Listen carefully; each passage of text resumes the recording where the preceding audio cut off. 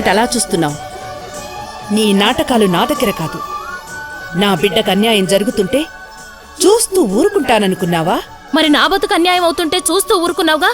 అన్యాయం కాదు, నీ ఆయువు తీరింది.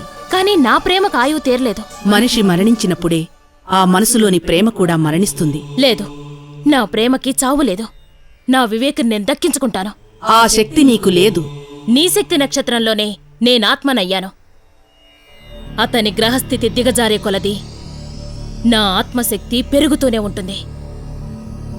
లేకపోతే నీ విగ్రహం చూసి విలవిలలాడిపోవలసిన నేను ఈ క్షణం నీ గుడి మండపంలో నీ ముందే మాట్లాడుతున్నానంటే నా శక్తి అర్థం చేసుకో.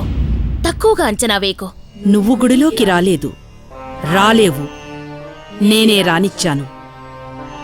నీ తప్పు నువ్వు తెలుసుకుని సరిదిద్దుకోవడానికే నిన్నిక్కడికి రానిచ్చాను. ఆహా! మరణించిన వారికి జీవించి ఉన్నవారితో బంధాలు ఉండకూడదు.